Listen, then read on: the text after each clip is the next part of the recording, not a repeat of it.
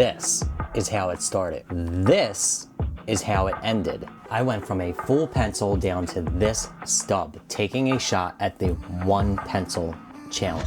I came across this scrolling on Instagram when I seen a post by Sarah Renee Clark asking if she should do it. I immediately saw the potential in this to be a great exercise in order to practice my values. Shifting values can create the illusion of light and shadow.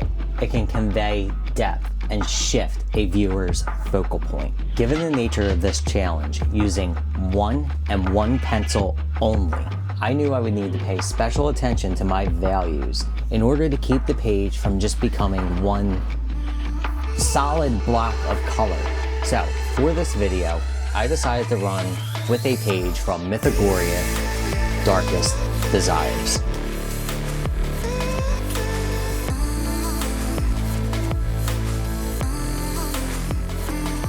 After I picked my light sources, I decided to go as light as possible. This was to maintain lighter values, to let the white of the paper show through to create lighter areas. I then went in creating my shadows using mid values.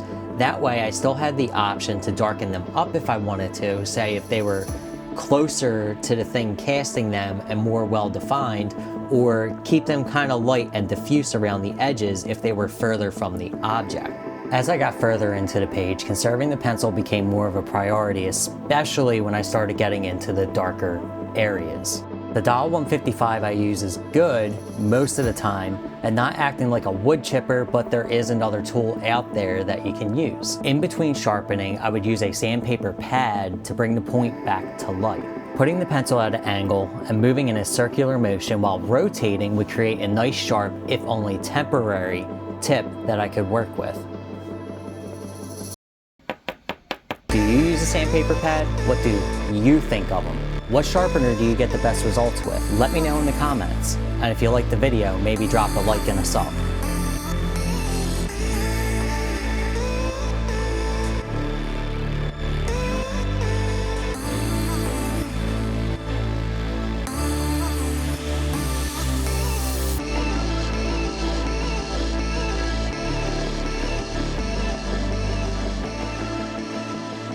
In an attempt to prevent waste, I naturally fell into a pattern of lightly shading one area and then another. This TikTok pattern of shading gave me the leeway I needed in conserving pencil while still allowing me to be able to push out the depth and contrast to my liking.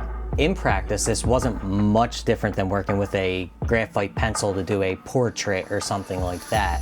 I probably could have went in with an eraser or even Gamsol to control my blending a little more and smooth it all out while getting rid of the white grain from the paper, but I wanted to keep it to just the pencil. I feel there's a lot to be gained from doing an exercise such as this. I'm actually really happy with it. Just going in with a single color and having to work values that way, it was actually a lot of fun.